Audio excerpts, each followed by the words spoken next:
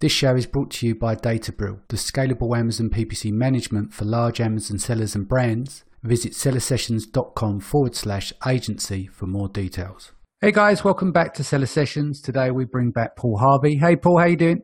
Hey Danny, good on yourself? Yeah, good. What's been going on with you? Not much. Just focusing on the ever-growing business of Amazon. Excellent.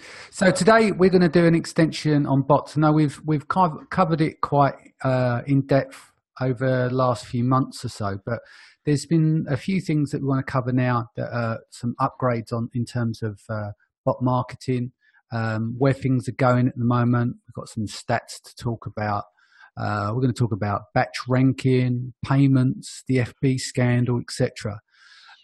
So let's just start with some of the data that you're seeing with bots since you've been launching the software and the feedback you're getting. Let's talk about the rise of the bots, if we like. Cool. So now I know we've spoken about bots in a number of podcasts already, but it's crazy. The landscape is changing at such a fast rate. I thought it would be better to talk about sooner. So what people need to understand is that bots are just absolutely growing. And right now in the US, 27% of US adults will buy just basic items through a chatbot, and 13%, 1/3, will buy expensive items on a chatbot. So already we're seeing some growth there. And I think it was in 2015, mobile messaging apps, so like WhatsApp, WeChat, Facebook Messenger, these type of mobile messaging apps overtook social media use. So people are spending more time on these type of apps than they actually are on social media. And it's just absolutely growing. And what they predict now is by 2020, over 80% of businesses will have some type of chatbot automation, whether that be a widget on their website or Facebook Messenger. By 2020, over 80% will be in the game already. Wow. Okay. And what about let's talk a bit about the scandal, with the Analytica, was it? The Cambridge? Yeah, it was Cambridge Analytica. Yeah. So for people that were under a rock, do you want to get a little background? Because this is where, things like the GDPR and all that stuff's been stepped up recently, isn't it? And that's been put into play as of the 28th of May. So let's talk about like the impact there. So basically, Cambridge Analytica, they were just a company that found a loophole in Facebook's algorithms and actually were able to sway political votes and a whole bunch of stuff. I mean, that affected, I think it was 60 million in the US. So there was a huge scandal for Facebook, and they didn't like it. And then so Facebook, they did exactly what Amazon did. Now, when Amazon had all its complaints about all the incentivized reviews and that stuff, what did they do? They just immediately dropped the hammer and changed everything. And they stopped incentivized reviews and with some very big repercussions of people that break the rules. But now Facebook have done the exact same thing.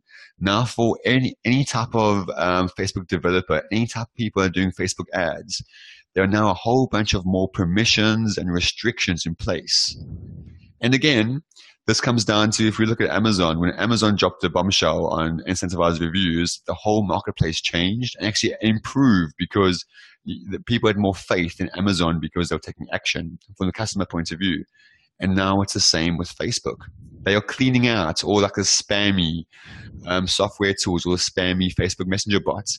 They're cleaning out all that stuff. So now we're only getting good quality software coming through, good quality bots coming through. So right now it's in a tough spot, but it is improving, and it's going to be better for the long run. It will help customers have more faith in chatbots. Yeah, no, obviously you've got a lot of the cavaliers out there. So what kind of channels have been closed down? You mentioned that it's improved and they've had a cleanup.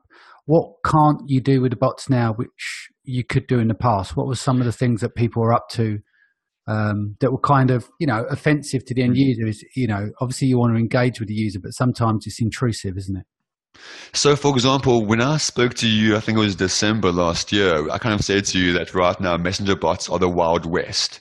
There's no rules, and that's falling away pretty quickly. So here's an example. Now with messenger bots, you can send a daily subscription message. So for example, let's say you chat to my bot, I can send you an automated message every single day which is absolutely fine. The thing is, though, is that some people don't want those messages coming through every single day, but we're still getting them. And a lot of these app software actually found a loophole, a workaround that, which was painful for us because we are getting daily messages all the time, and it wasn't good. But now Facebook have now added more permissions in place. So these software developers that have these bots, now if they want to do that, they have to actually apply for the permission from Facebook to do that. So now we're getting a whole bunch of cleanup. So no more people being spammed on Messenger. All those things are now falling away. And that's really, really good, because if everyone just spams on Messenger, the effectiveness falls away. I mean, right now we're getting 8% open rates at least. So the thing is, if it's spam, that will drop away. But now that Facebook have taken these changes in place, it's making a much better effect. It does suck right now for people that are developing bots and software, because now we have a few more hurdles to jump through.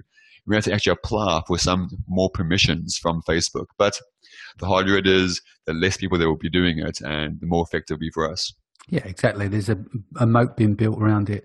So let's talk about payments. You've had some incredible stats in terms of taking payments, in-bot payments, which is could be a great step forward for commerce.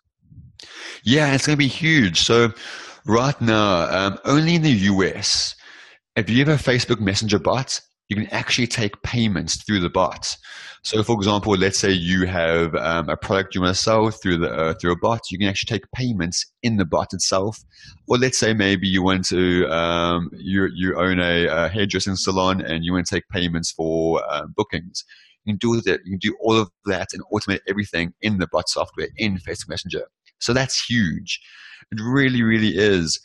And for Amazon sellers, it has a bigger thing to play, because I mean, you know as well, the holy grail is once you build up a proper, powerful Amazon business, how do you get off Amazon? Because essentially an Amazon business is purely that, an Amazon business. And you want to get off that. You really do.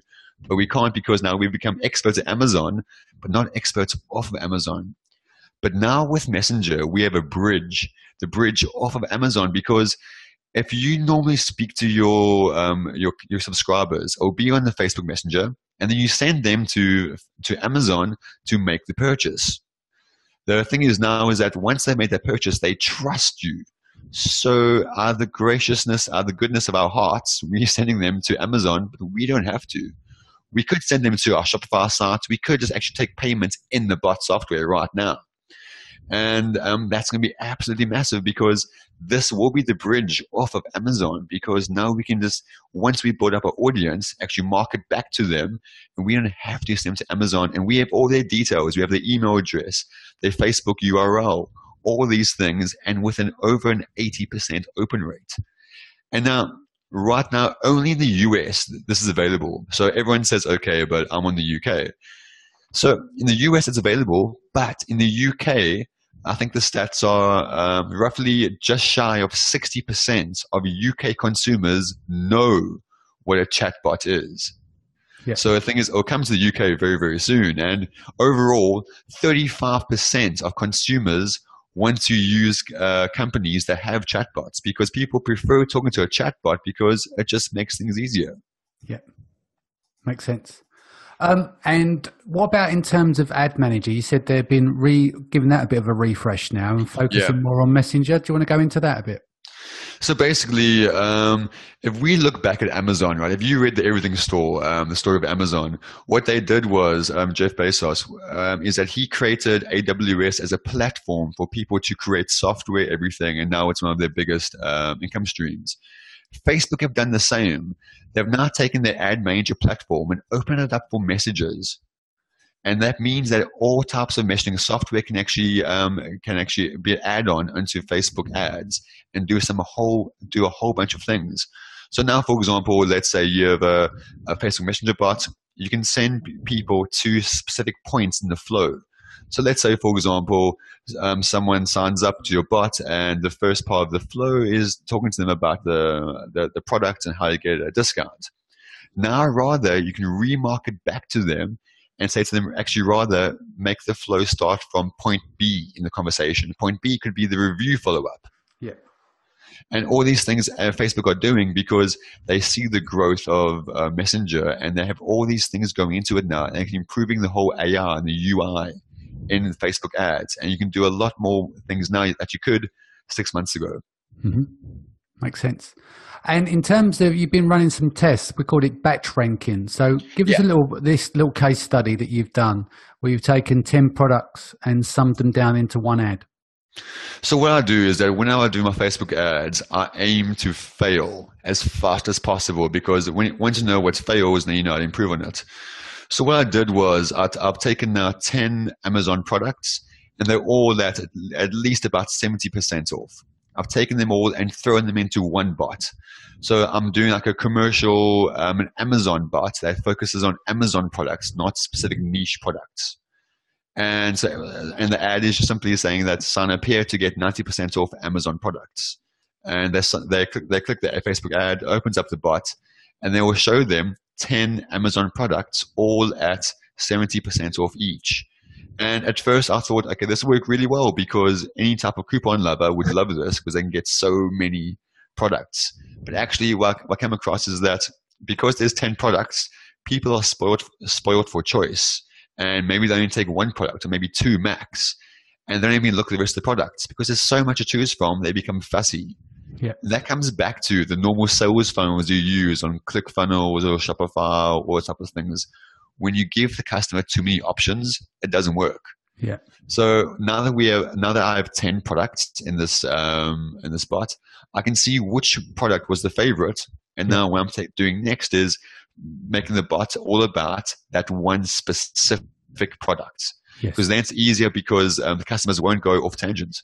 Because now they only have one choice as opposed to 10.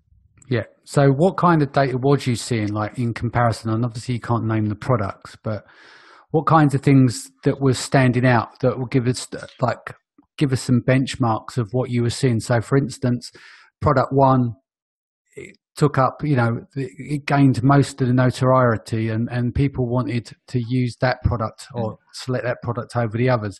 Was there any differentiation in terms of product quality, or whether it was more like a functional tool, or whether it was a sexy product, etc.?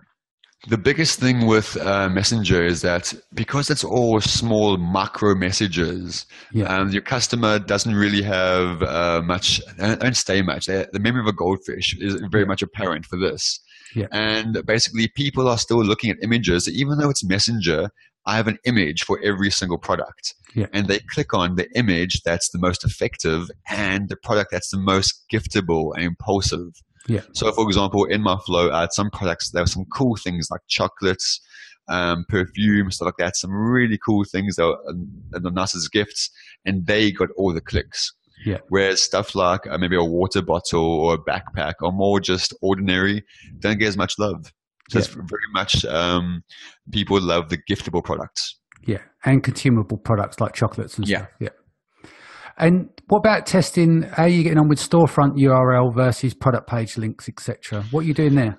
So I'm testing this a lot right now, and I don't have any concrete proof right now, but I should have next time we chat. Basically, what I'm doing is that because the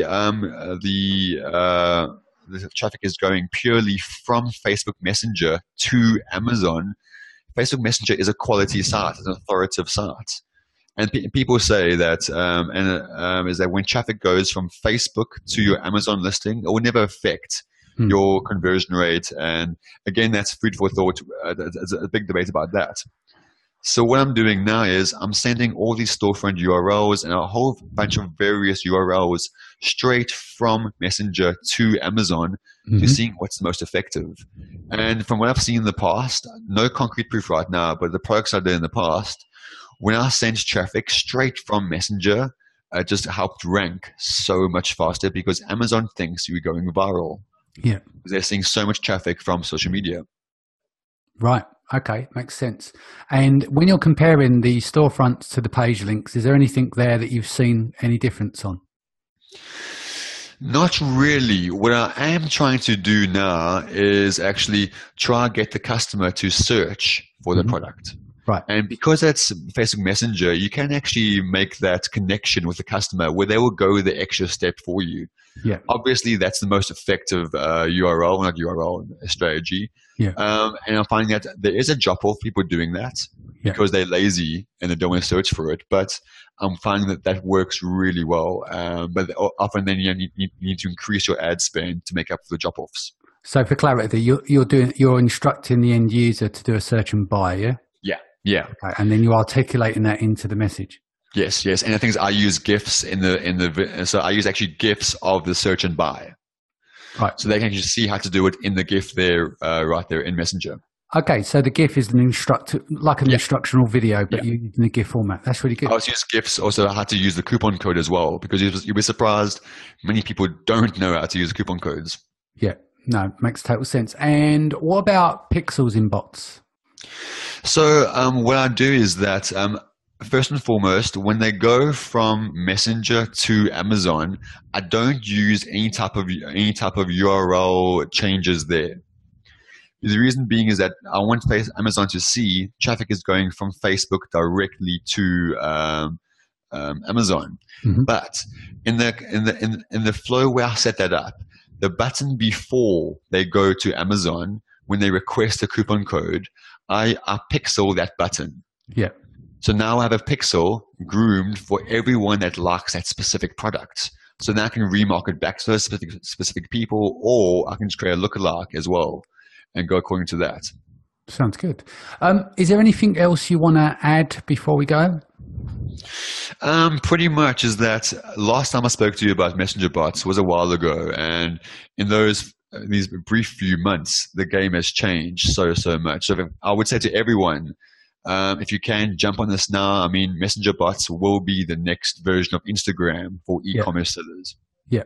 No, it makes total sense. And obviously you do have a bot software. Let's declare that. But is it beta at the moment? Is you still taking any betas on board? Yes, we are. So we are onboarding every week or two new beta testers. We are still very raw. Yeah. But the reason being is that this is a Messenger bot that's made primarily for Amazon sellers and then helping you make that bridge off of Amazon. So we're still in beta and we have to take people on board. If you want to be on board as a beta tester, just let me know.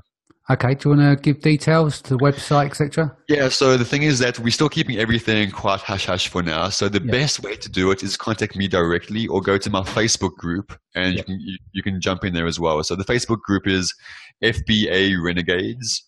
Yeah. Or just contact me on Messenger, on Facebook, or even go to my website, which is epsilonicommerce.com.